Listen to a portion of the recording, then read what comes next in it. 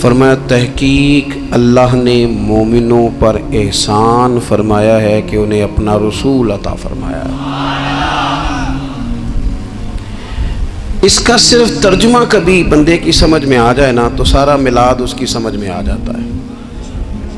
صرف اس آیت کا آسان سادہ ترجمہ اگر سمجھ لیا جائے کہ رب کہتا ہے میں نے احسان کیا تم پر، تمہیں اپنا رسول دے دیا ہے۔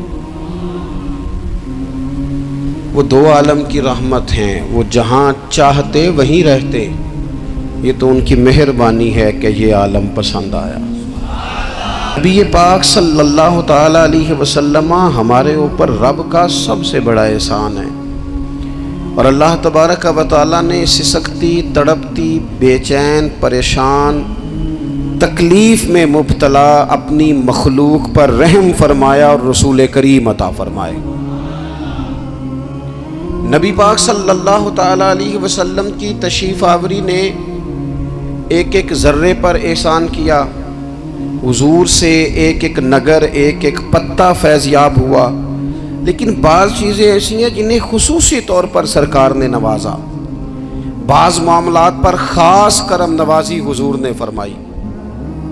مجھے بتائیے جس بندے کو یہی خبر نہ ہو میرا خالق اور مالک کون ہے، جس کو یہی پتہ نہ ہو کہ میرا رزق کہاں سے آتا ہے، میں نے مانگنا کہاں سے ہے، جس سے یہ خبر ہی نہ ہو کہ میری دعاؤں کا رخ کس طرف ہونا چاہیے، اس کی بھی کوئی زندگی ہے؟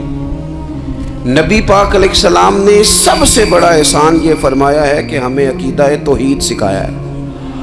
حضور نے ہمیں ہر جگہ سے چھڑا کے رب کریم کی بارگاہ میں سجدہ کرنے کا حکم دیا ہے۔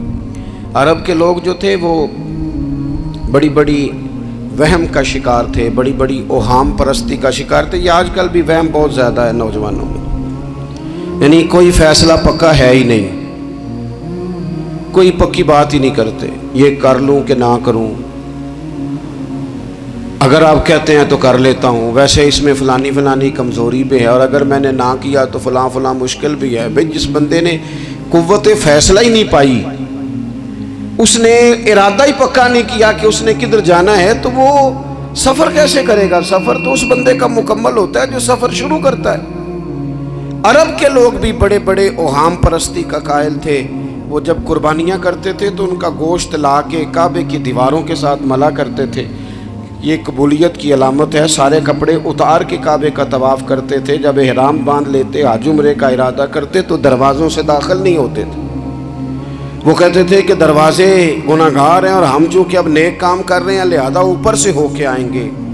رسول کریم علیہ السلام نے انہیں ان سارے وہموں سے، ساری پریشانیوں سے، ان ساری بدشگونیوں سے نکال کے کہا اللہ تمہارا مالک ہے، اللہ تمہارا محافظ ہے، ہوگا وہ جو رب چاہے گا۔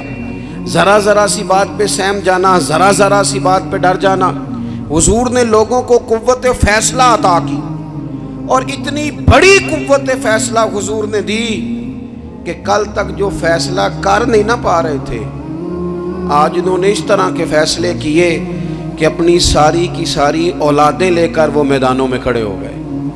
وہ ڈٹ گئے کہ ہم نے کفر کے مقابلے میں جہاد کرنا ہے، انہوں نے طے کر لیا کہ حق کیا ہے، سچ کیا ہے۔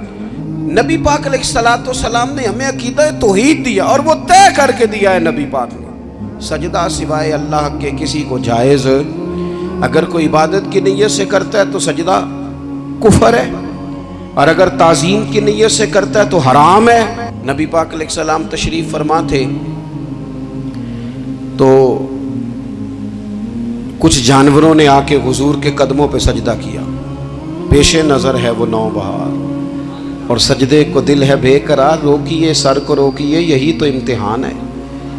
کچھ جانوروں نے جب سجدہ کیا تو صحابہ عرض کرنے لگے یا رسول اللہ صلی اللہ تعالی علیہ وسلم ہمارا بھی دل کرتا ہے، تو حضور نے فرمایا بھی سجدہ سوائے رب کے کسی کے لیے جائز نہیں ہے، ہاں اگر جائز ہوتا تو میں خاتون سے کہتا کہ اپنے شوہر کو سجدہ کرے۔ نبی پاک علیہ السلام نے حد بندی کر دی۔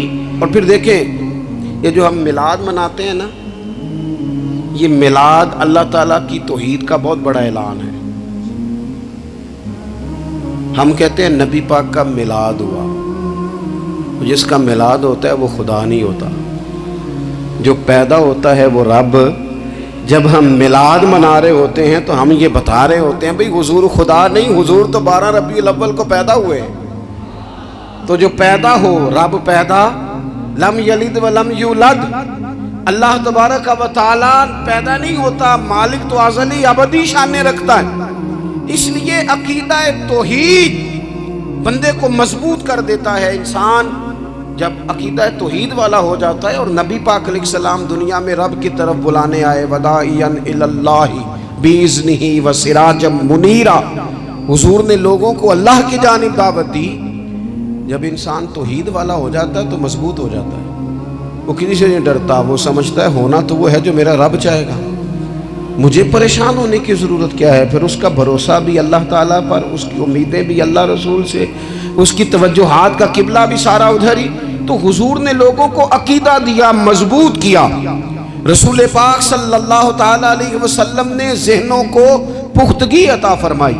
تو سب سے بنیادی چیز حضور کا جو احسان ہے وہ عقیدہ ہے۔ پھر بعض خاص طبقات پر حضور نے خاص احسان کیا۔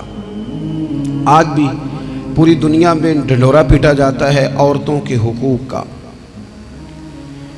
پوری دنیا کے اندر، اور بعض لوگ عورتوں کو بڑا دھوکہ دیتے ہیں، کہتے ہیں تمہیں حق نہیں ملتے لہٰذا تم سڑکوں پہ آ جاؤ، معاذ اللہ، تمہیں حق نہیں ملتے لہٰذا تم معاذ اللہ بازاروں کی رونق بن جاؤ۔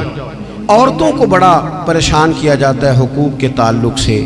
نبی پاک علیہ السلام کی آمد سے پہلے کوئی خاتون کے ساتھ سلوک اچھا نہیں کیا جاتا تھا، اس کا کوئی جائیداد میں حصہ نہیں تھا۔ عورت کا خامد اگر فوت ہو جاتا تو وہ اپنے سسرال کے خاندان کی پراپرٹی بن جاتی، معاذ اللہ، اور جس کے مرضی چاہے سپرد کر دیتے۔ ہندوستان کے بعض علاقوں میں ایسی کبھی رسمیں بھی پائی جاتی تھی کہ بعض عورتیں اپنے خامد کے ساتھ جل جانا مناسب سمجھتی تھی کہ بعد میں کوئی زندگی تو ہوگی نہیں، اور بیوہ خاتون اور طلاق یافتہ خاتون، اس کے بارے میں تو لوگوں کا خیال تھا کہ شاید یہ خاتون بالکل سوسائٹی اور سماج کا حصہ ہی نہیں ہونی چاہیے۔ قربان جائیں، یہ اعزاز میرے نبی پاک نے دیا ہے۔ حضور نے پہلی شادی ہی اس خاتون سے کی ہے جن کا پہلے بھی نکاح ہو چکا تھا، اور خاتون کو حضور نے حقوق دیے، جائیداد میں حصہ دیا۔ کہا جو بیٹیوں کی بہنوں کی پرورش کر کے آئے گا اور اچھی پرورش کر کے انہیں روانہ کر دے گا، جس طرح میری 2 انگلیاں جڑی ہوئی ہیں میرے ساتھ جڑ کے جنت میں جائے گا۔ اور ایک روایت میں فرمایا کہ جب کسی کے ہاں بیٹی پیدا ہوتی ہے نا تو اللہ فرشتوں کو بھیجتا ہے، اور وہ اس کے گرد کھڑے ہو جاتے ہیں اور گھر والوں کو سلام کہتے ہیں، اور کہتے ہیں یہ ضعیفہ ایک ضعیفہ سے پیدا ہوئی ہے، یہ کمزور، یعنی صنف کے لحاظ سے کمزور نازک بچی ایک نازک ماں سے پیدا ہوئی ہے۔ فرشتے کہتے ہیں جو اس کی پرورش کرے گا نا، اللہ قیامت تک اس کی مدد کرے گا، اس کی ہمیشہ مدد ہوتی رہے گی۔ اور نبی پاک صلی اللہ تعالیٰ علیہ وسلم کی خدمت میں آ کے جب خواتین نے کہا تو نا یا رسول اللہ، ہمارے تو دین دنیا کے معاملات میں مردوں کے تعلق سے کمزوری ہے، کئی دن تو ہم ویسے نماز نہیں پڑھ سکتی مہینے میں، کئی دن تو ہم ویسے عبادات کے قریب نہیں جا سکتی، جہاد پہ ہم نہیں جاتی، گواہی ہماری مردوں کے برابر نہیں، تو یا رسول اللہ صلی اللہ علیہ وسلم ہمارا بھی کوئی اعزاز ہے؟ تو حضور نے فرمایا جب کوئی خاتون حاملہ ہوتی ہے نا تو اللہ اسے اتنا ہی ثواب دیتا ہے جتنا جہاد کرنے والے کو ثواب دیتا ہے، اور جب بچہ پیدا ہوتا ہے تو اللہ تعالیٰ اسے شہادت کا درجہ عطا کرتا ہے، اور جب وہ بچوں کو دودھ پلاتی ہے تو رب اسے غلام آزاد کرنے کا ثواب عطا کرتا ہے۔ ایک دفعہ نا نبی پاک صلی اللہ تعالیٰ علیہ وسلم کی خدمت عالی مرتبت میں حضرت عائشہ صدیقہ رضی اللہ تعالیٰ عنہ نے ایک واقعہ عرض کی حضور آج میرے ساتھ عجیب معاملہ ہوا، میں گھر میں اکیلی تھی تو ایک خاتون 2 بیٹیوں سمیت آئی، اس نے کہا کہ میں بھی بھوکی ہوں، میری بیٹیاں بھی پریشان ہیں، کھانا نہیں کھایا۔ سیدہ پاک کہتی ہیں یا رسول اللہ میرے پاس بھی 3 کھجوریں تھیں گھر میں پڑی، یہ 2 جہاں کے شاہ ہیں پر پاس کچھ رکھتے نہیں، اور 2 جہاں کی نعمتیں ہیں ان کے خالی ہاتھ میں۔ فرماتی ہیں وہ 3 کھجوریں میں نے ان 3 ماں بیٹیوں کو دے دی، ماں نے پہلے ایک کھجور دونوں بیٹیوں کو دی، پھر بچیاں وہ کھجور کھا کے ماں کی طرف دیکھنے لگی تو جو کھجور ماں کے پاس تھی اماں نے اس کے بھی 2 حصے کر کے بیٹیوں میں بانٹ دیے۔ حضرت عائشہ عرض کرنے لگی یا رسول اللہ میں نے یہ بڑا نرالا رنگ دیکھا ہے، ماں کا اپنے بچوں سے پیار کا انداز۔ تو حضور نے کیا فرمایا؟ نبی پاک علیہ الصلوۃ والسلام فرمانے لگے سن پھر اللہ تعالیٰ نے اس عورت پر جنت کو واجب کر دیا ہے، فرمایا اللہ نے اسے جہنم سے دور کر دیا جو بیٹیوں کے معاملے میں آزمایا گیا، اور جس نے پھر ان کے ساتھ اچھا سلوک کیا۔ اپنا حضور کا عمل یہ تھا کہ حضور کی بڑی صاحبزادی سیدہ زینب رضی اللہ تعالیٰ عنہ، یہ حضور کی سب سے بڑی صاحبزادی ہیں، یہ بخاری میں آپ کو ملے گا کہ ان کی بیٹی جناب امامہ بنت زینب چھوٹی سی عمر تھی، تو جب حضور نماز کے لیے آتے تھے تو نواسی کو اٹھا کے ساتھ لے آتے تھے، اور وہ حضور نماز پڑھتے تھے تو وہ نبی پاک کے کندھوں پہ کھیلتی تھی۔ حضور نے عملاً بیٹیوں سے پیار کرنا سکھایا، بیٹیوں سے محبت کریں، بیٹیوں سے پیار کریں۔ بیٹیاں بڑی خیرخواہ ہوتی ہیں، بیٹیاں ماں باپ کی بڑی وفادار ہوتی ہیں، بیٹیاں بڑا خاص تعلق رکھتی ہیں۔ جوانوں آپ سے بھی کہوں گا بہنوں کی طرف توجہ رکھیں، جو کسی کی بہن آپ کے گھر ہے اس کا بھی خاص احساس کریں، وہ بھی کسی کی بہن ہے، لیکن اپنی بہن کے ساتھ بھی خاص نسبت کا تعلق قائم رکھیں، رشتوں میں اعتدال ہونا چاہیے۔ اس صنف کو نبی پاک علیہ السلام نے خاص کر کے نوازا ہے، اور ہمارا بھی ان کے ساتھ خاص رشتہ ہونا چاہیے۔ اسی طرح کا معاملہ یتیموں کے ساتھ ہے، کمزوروں کے ساتھ ہے۔ دیکھو آج نا ہمارے ہاں کمزوروں، غریبوں، مسکینوں، یتیموں کی مدد تو کی جاتی ہے، لیکن انہیں لوگ اپنے ماحول کا حصہ نہیں بناتے۔ یعنی کبھی گئے تو غریبوں میں آٹا بانٹ آئے، کبھی گئے تو غریبوں میں جا کے کپڑے تقسیم کر آئے، کبھی گئے تو غرباء کو کچھ وقتی طور پر کچھ ضروریات زندگی دے دیں، کبھی عیدیاں بانٹ دیں، کبھی سیلاب زدگان میں چلے گئے۔ غرباء کو کچھ نہ کچھ صدقات تو دے دیے جاتے ہیں، ان پر کچھ خیرات تو کر دیا جاتا ہے، لیکن انہیں سوسائٹی کا، ماحول کا حصہ نہیں بنایا جاتا۔ حضرت عبداللہ ابن عمر کہتے ہیں نبی کریم علیہ السلام کے پاس نا 10 دینار تھے، ویسے تو کائنات ہی میرے نبی کی مٹھی میں ہے، لیکن ظاہری طور پر 10 دینار تھے۔ حضور ایک دکان پہ گئے، 4 دینار کا حضور نے ایک جوڑا خریدا، کپڑے خریدے، وہ قمیض حضور نے پہنی، تو ایک انصاری آگے بڑھ کے عرض کرنے لگے حضور میرا بڑا دل کر رہا ہے، یہ مجھے نہیں دے دیتے آپ؟ تو حضور خوش ہو گئے۔ یہ میرے محبوب کا دروازہ ہے کہ جب کوئی مانگتا ہے تو حضور خوش ہو جاتے۔ نبی کریم سے مانگا اس شخص نے تو حضور خوش ہو گئے، اور محبوب نے وہ کرتا، وہ کپڑے اتار کے اس انصاری کو عطا کر دیے، اور 4 دینار کے اور خرید لیے، باقی بچے 2 دینار۔ نبی کریم وہ لے کے نکلے، رخصت ہوئے گھر جانے کے لیے، تو رستے میں خاتون کو روتے ہوئے دیکھا، حضور رک گئے، فرمایا کیوں رو رہی ہو؟ عرض کرنے لگی یا رسول اللہ صلی اللہ تعالیٰ علیہ وسلم میں فلاں آدمی کی کنیز ہوں، نوکرانی ہوں، اس نے آٹا لینے بھیجا تھا 2 دینار کا، وہ 2 دینار گم ہو گئے، حضور نے 2 دینار اسے عطا کر دی، وہ دیے تو پھر رو رہی تھی۔ فرمایا اب کیوں روتی ہو؟ کہنے لگی یا رسول اللہ ڈرتی ہوں دیر بڑی ہو گئی، یا مار ہی نہ پڑے۔ تو حضور نے فرمایا چل نہ، میں تیرے ساتھ چلتا ہوں۔ حضور ان کے گھر گئے، وہ اہل ایمان کا گھر تھا جن کی وہ کنیز تھی، جا کے کہا السلام علیکم، اندر سے جواب ہی نہیں آیا۔ پھر فرمایا السلام علیکم، کوئی جواب ہی نہیں آیا۔ محبوب کا طریقہ مبارکہ تھا 3 دفعہ دستک، پھر واپسی، تیسری دفعہ کہا السلام علیکم، تو وہ سارے بول پڑے وعلیکم السلام یا رسول اللہ، حضور ماں باپ قربان۔ تو حضور فرمانے لگے میں نے پہلے بھی 2 دفعہ سلام لیا، بولا کوئی نہیں؟ کہا یا رسول اللہ اپنے نصیب تھے نا کہ ہم پہ سلامتیاں بھیج کون رہا ہے، ہم نے سوچا ذرا 3 دفعہ مل جائے سلامتی، ذرا مل جائے نا، حضور سلامتی بھیج رہے ہیں تو آتی رہے نا۔ محبوب کریم علیہ السلام فرمانے لگے یہ تمہاری کنیز وہاں کھڑی رو رہی تھی، اس بیچاری کے 2 دینار گم ہو گئے تھے، اسے دوبارہ سامان لاتے کچھ دیر ہو گئی، اس پر سختی نہ کرنا، مارنا نہ۔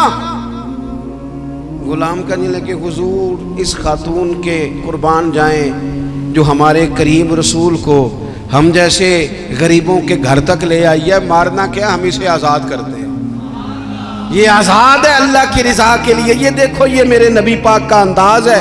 حضور نکلے تو جناب عبداللہ ابن عمر فرماتے ہیں رسول کریم فرمانے لگے شکر ہے اللہ تعالیٰ کا، 10 دینار تھے، ایک انصاری نے بھی قمیض پہن لی، میں نے بھی قمیض پہن لی، اور رب نے ایک کنیز کو آزاد بھی فرما دیا۔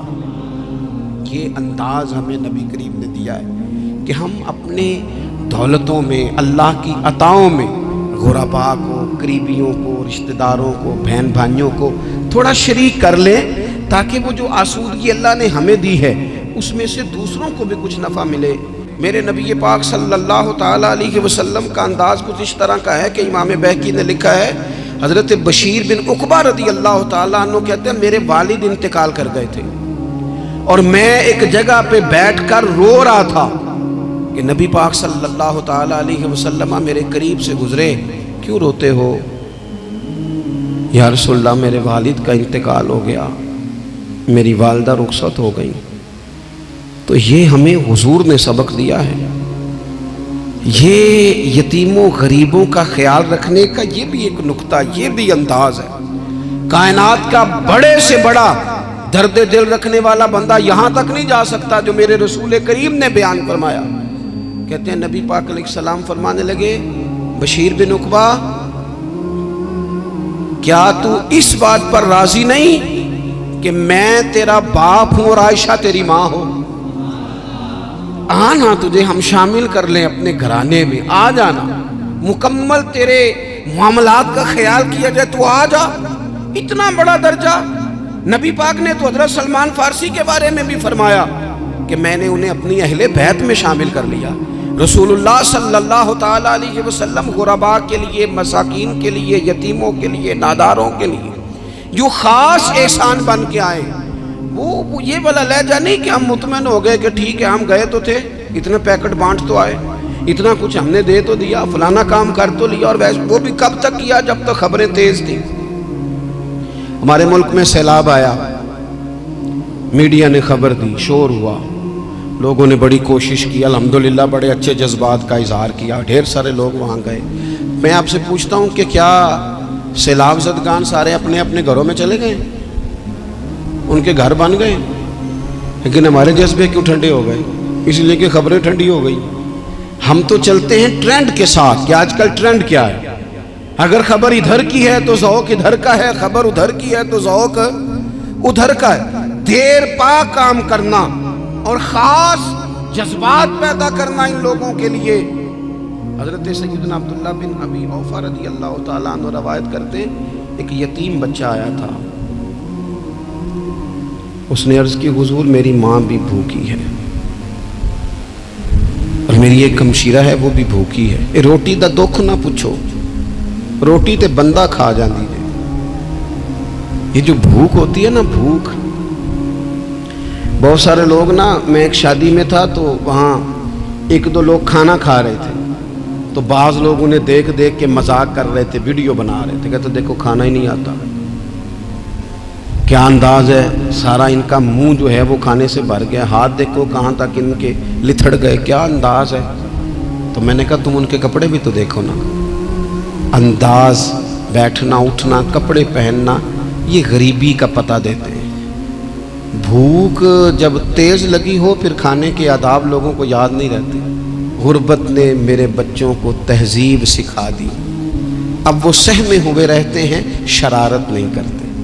وہ عزیز ہوتا یہ ہے کہ جب انسان کو بھوک شدید لگی ہو نا، پھر اسے ڈاکٹر کی ہدایات نہیں یاد رہتی، پھر تو پیٹ کی آگ بجھانے کو لوگ دوڑتے ہیں۔ تو کہتے اس بچے نے آ کے عرض کی یا رسول اللہ صلی اللہ تعالی علیہ وسلم ماں بھی بھوکی ہے، بہن بھی بھوکی ہے۔ حضور نے نا اسے 21 کھجوریں عطا فرمائی، فرمایا 7 تیری، 7 تیری بہن کی، 7 تیری والدہ کی۔ اور یہ حضور نے 21 کھجوریں دی ہیں، یہ نبی پاک نے 21 دی ہیں، ہاں یہ حضور نے 21 دی، اور حضور تو اشارہ بھی کر دینا تو پھر روٹی ساری زندگی ختم نہیں ہوتی۔ وہ حضرت ابو ہریرہ کو بھی ملی تھی، فرماتے ہیں میں کئی سال کھاتا رہا، 1 کلو کھجوریں تھی پر ختم ہی نہیں ہوئی۔ 21 کھجوریں حضور نے دیں. حضرت معاذ ابن جبل رضی اللہ تعالیٰ عنہ اٹھے اور دوڑ کے جا کے نا اس یتیم کے سر پہ ہاتھ پھیرا اور کہنے لگے پتر اللہ تجھے اپنے والد کا جانشین بنائے. تو حضور فرمانے لگے معاذ یہ تم نے کیا کیا؟ عرض کی حضور اس بچے کی بات سن کے میرا دل بھر آیا ہے، محبت نے انگڑائی لی ہے تو میں نے یتیم کے سر پہ ہاتھ پھیرا ہے. یہ دیکھو حضور کا رشتہ. نبی کریم فرمانے لگے سن پھر جس نے کسی یتیم کے سر پر محبت سے ہاتھ ہی پھیر دیا نا تو اللہ ہر بال کے بدلے اسے ایک نیکی بھی عطا کرے گا، ایک گناہ بھی معاف کرے گا اور ایک درجہ بھی بلند فرمائے گا. چلو ہاتھ ہی پھیر دیا، تو نے کچھ تو کیا یتیم کے ساتھ، تیرا کوئی تو اس سے رشتہ ہوا. اور تیسرا طبقہ ہے غلاموں کا، مسکینوں کا، غریبوں کا. میں اور آپ اس ملک میں رہتے ہیں جہاں کچھ لوگوں کو کھانا بھی نہیں وقت پہ ملتا اور کچھ لوگ 5 لاکھ روپیہ گاڑی کا اس لیے اضافی دے دیتے ہیں کہ مجھے ذرا نا نیو ماڈل جلدی چاہیے. یعنی ایک طرف ملک کی حالت یہ ہے کہ بعض لوگوں کے پاس پیسے نہیں ہیں کہ بچوں کی فیس بھر سکیں، لیکن دوسری طرف حال یہ ہے کہ نئے ماڈل کا موبائل اگر مارکیٹ میں آتا ہے تو وہ ختم ہو جاتا ہے، ملتا ہی نہیں، وہ شارٹ ہو جاتا ہے. کچھ لوگوں نے اس طرح کیا ہے کہ انہوں نے یہ سمجھا ہے کہ دولت شاید موج کرنے کے لیے ہمیں دی گئی ہے، ہم طرح طرح کے کھانے کھائیں، طرح طرح سے چیزیں اوڑیں، طرح طرح کے معاملات کریں. انہوں نے یہ طے کر لیا ہے. اس کا نقصان کیا ہوا ہے؟ اس کا نقصان یہ ہوا ہے کہ کچھ لوگ غربت کی سطح سے نیچے آ گئے ہیں بیچارے.